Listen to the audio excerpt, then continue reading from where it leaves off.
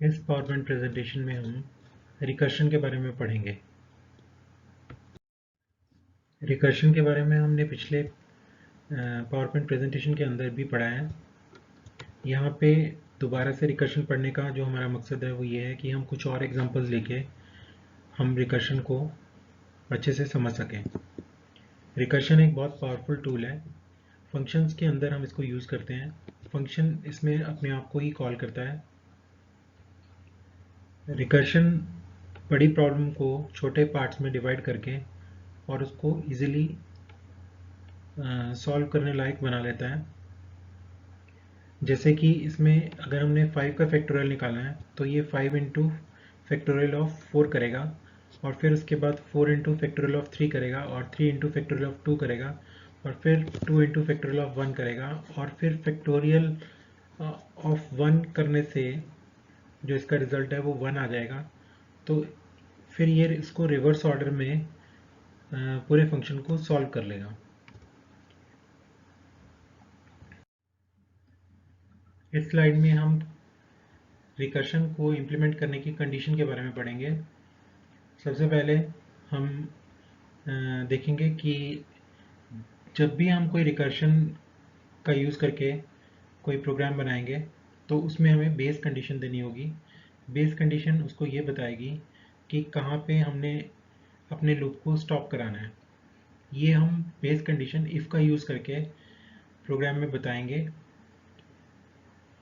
जो हमारा प्रोग्राम होगा वो स्टैक मैकेनिज्म का यूज़ करेगा और कोई भी प्रॉब्लम है उसको रिवर्स ऑर्डर में सॉल्व करेगा। अगर हम लूप के बारे में बात करें तो ये लूप से हमारे कम मेमोरी का यूज़ करेगा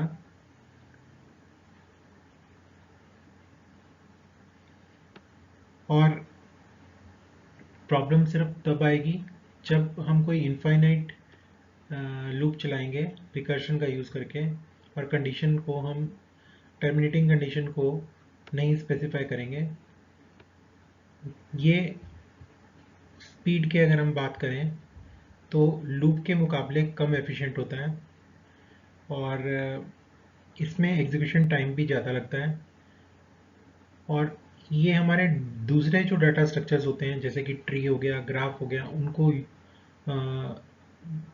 उसमें इम्प्लीमेंट करने के लिए ट्री और ग्राफ को अगर हम प्रैक्टिकली इम्प्लीमेंट करना चाहते हैं तो उसके लिए हम रिकर्शन का कई बार यूज़ करते हैं। रिकर्शन में क्या होता है कि जो हमारे फंक्शन का नाम होता है वो फंक्शन के अंदर दोबारा लिखा जाता है।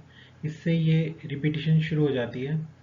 सबसे पहले हमने मेन प्रोग्राम में मैसेज के नाम से फंक्शन को कॉल किया। जब मैसेज में पहुंचे तो उसके अंदर से दोबारा से मैसेज को कॉल किया तो ये हाई देयर को इनफाइनाइट टाइम्स प्रिंट करेगा। इसमें हमने कोई बेस कंडीशन नहीं दी हुई है। पहले हम फैक्टोरियल का प्रोग्राम लूप के थ्रू बनाते थे। अब इस स्लाइड में बताया गया है कि किस तरह से हम रिकर्शन के थ्रू बना सकते हैं।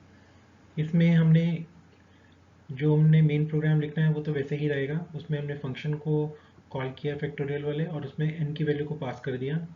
जब हम n as a argument pass करेंगे वहाँ पे रिसीव जब हम करेंगे फॉर्मल आर्ग्यूमेंट में नम वेरिएबल के अंदर हम उसको रिसीव कर लेंगे। फिर नम के साथ हम बेस कंडीशन लिखेंगे इफ़ का यूज़ करते हुए कि अगर नम की वैल्यू हमारी 1 है तब रिटर्न 1 करे, नहीं तो फिर वो क्या करे, रिटर्न जो नम की वैल्यू है उसको मल्टीप्लाई कर दे। और फैक्टोरियल फंक्शन को दोबारा हमने कॉल किया यहाँ पे नम माइनस 1 करके।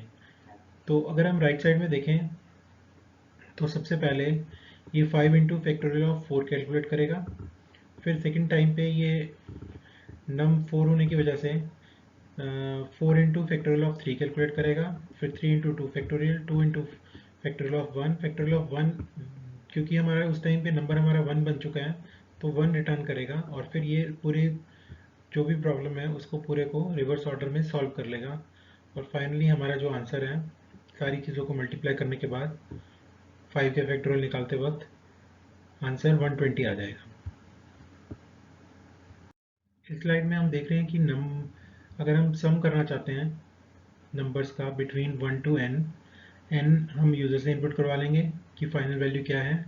1 से लेके आगे तक जितने भी हम उसको नंबर कहेंगे जैसे हमने उसको कहा 10, तो 1 से लेकर 10 तक सभी नंबर्स का वो एडिशन करेगा।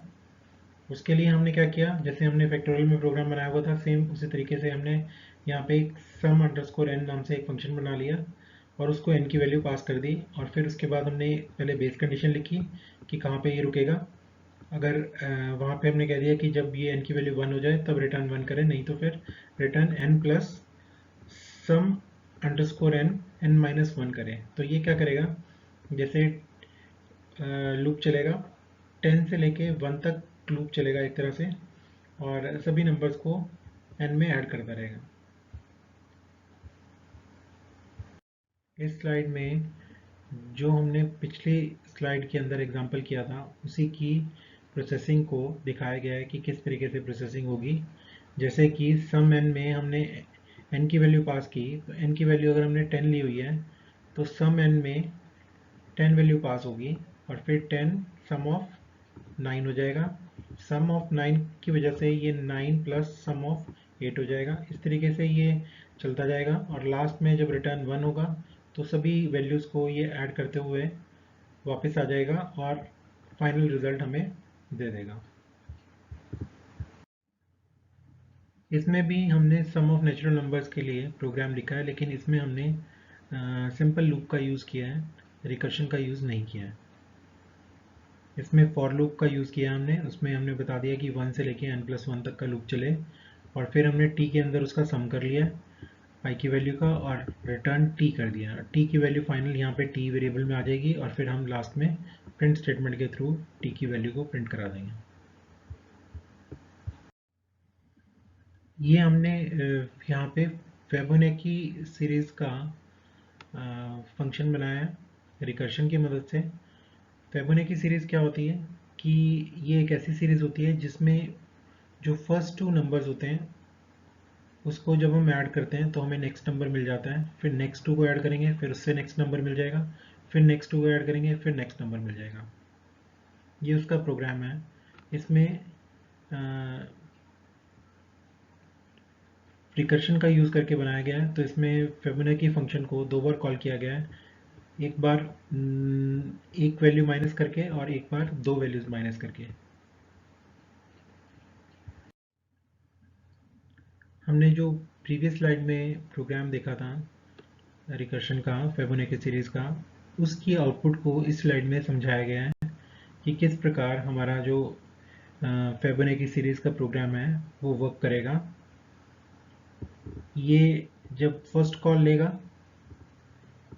तो वो फर्स्ट पार्ट को सॉल्व करेगा और उसके बाद जब हम देखेंगे कि सेकंड कॉल ले रहे हैं तो सेकंड कॉल में ये सेकंड पार्ट को जो 2 बार, क्योंकि हमने फिबोनाची फंक्शन को कॉल किया इसी प्रोग्राम के अंदर, तो ये दोनों को लेगा और फिर दोनों को सॉल्व करेगा, इकट्ठे सॉल्व करेगा। इस स्लाइड में रिकर्शन की मदद से जीसीडी का प्रोग्राम बनाया गया है। जीसीडी का मतलब होता है ग्रेटेस्ट कॉमन डिवीज़र। जो मैथ के स्टूडेंट्स हैं वो इजीली समझ सकेंगे कि ग्रेटेस्ट कॉमन डिवीज़र क्या होता है।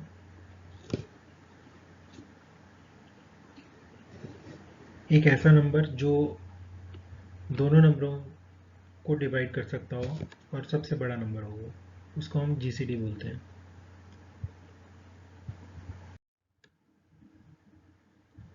इस स्लाइड में सर्चिंग के मैकेनिज्म के बारे में बताया गया है।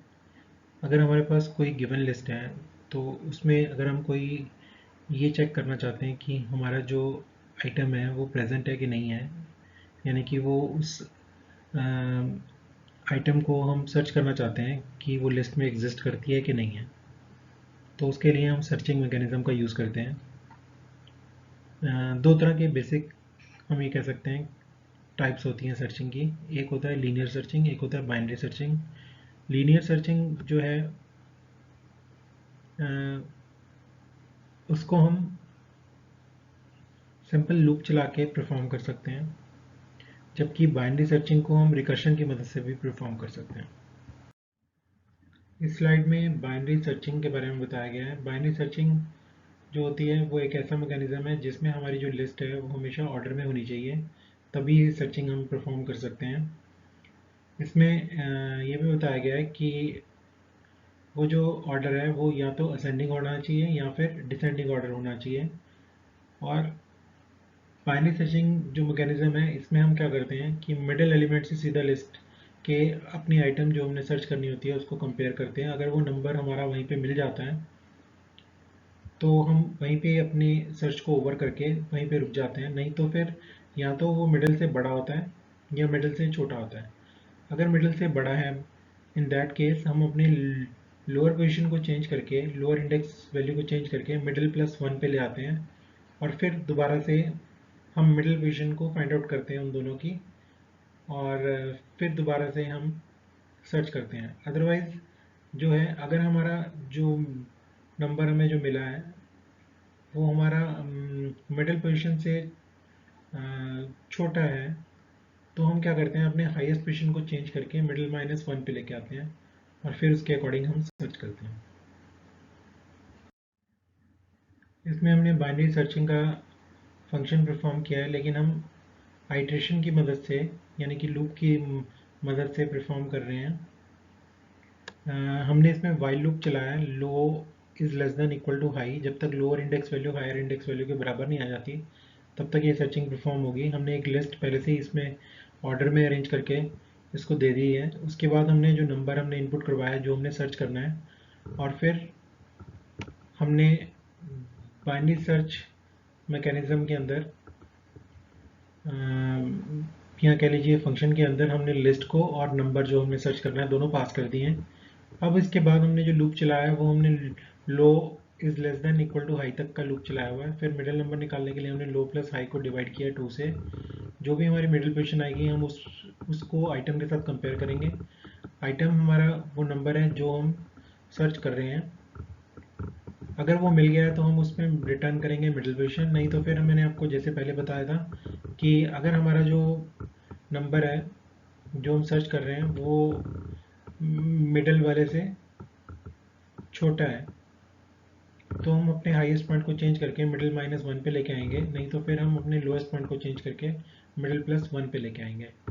अगर ये वाइल के कंटेक्स्ट में हमने यहाँ पे रिटर्न स्टेटमेंट भी लिखी हुई है कि रिटर्न माइनस वन, ये वो केस हो जाएगा जब आपका जो नंबर आप सर्च कर रहे हैं वो लिस्ट में नहीं मिलेगा, उस केस में माइनस वन रिटर्न कर देगा। यहाँ पे नीचे हमने चेक किया हुआ है कि अगर हमारे पास पोजीशन में माइनस वन रिटर्न होता है तो हम उसमें नॉट फाउंड कहेंगे, और अगर हमें पोजीशन में वो मिल जाता है, मिडिल नंबर मिल जाता है जहाँ पे वो मैच हो जाता है, हमारा आइटम उस लिस्ट के अंदर किसी भी पोजीशन से मैच कर जाती है, तो वो हम उस पोजीशन को रिटर्न करेंगे और यहाँ पे पोजीशन प्लस वन करके हम लास्ट में उसको प्रिंट कर देंगे।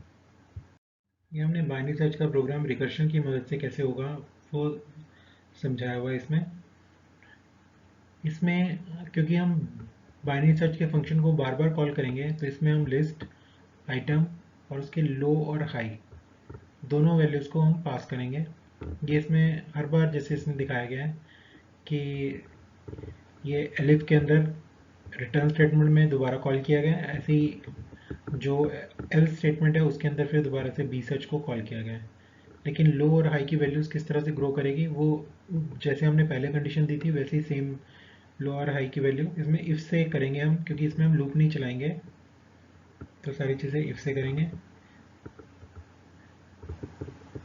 हम इसमें शुरू में पोजीशन जब हम वेरिएबल के अंदर बी सर्च को कॉल करेंगे तो उस वक्त हम उसकी ज़ीरो इंडेक्स वैल्यू और साथ में लेंथ ऑफ लिस्ट में से एक कम करके बता देंगे।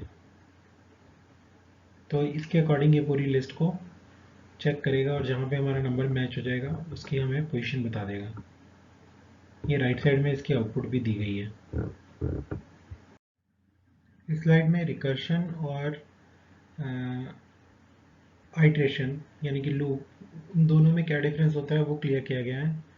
जो रिकर्शन होता है वो हम फंक्शन की मदद से बनाते हैं, और जो आइट्रेशन है वो हम ग्रुप ऑफ स्टेटमेंट्स के ऊपर एग्जीक्यूट कर सकते हैं। ये हमारा जो रिकर्शन है वो स्लो होता है और ये हमारा जो आइट्रेशन है वो फास्ट होता है। लेकिन रिकर्शन का यूज़ करने से साइज ऑफ कोड कम हो जाता है और iteration makes the code longer, ये बड़ा कर देता है कोड को।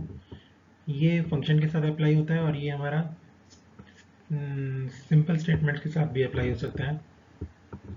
ये स्टैक मैकेनिज्म का यूज़ करता है और ये कोई स्टैक यूज़ नहीं करता है। कई बार जब हम रिकर्शन चलाते हैं तो सिस्टम हमारा क्रैश भी हो सकता है, लेकिन इसमें ऐसी कोई प्रॉब्लम नहीं होती है रिपीटेडली सेम फंक्शन को परफॉर्म करने में। फिर इसमें बताया हुआ है कि कई बार इसमें ओवरहेड्स भी आते हैं, मतलब डिले भी चलता है, और इसमें हमारे पास कोई ओवरहेड्स नहीं आते हैं, रिपीटेडली वो सेम काम करता है तो कोई प्रॉब्लम नहीं आती है लूप में। फिर इसमें बताया गया है कि इसमें कोई बेस कंडीशन देनी ज़रूरी होती है, और इसमें भी हम कंडीशन कंट्रोल का यूज़ करते हैं। अपने इफ़ वगैरह का नहीं यूज़ करते इसमें, लेकिन फॉर लूप हो गया जैसे उसमें हम बताते हैं, या फिर आइट्रेशन में हम वाइल लूप का यूज़ करते हैं, तो उसमें भी हम कंडीशन बताते हैं कि कहाँ पे हमारा लूप जो है वो एंड होगा।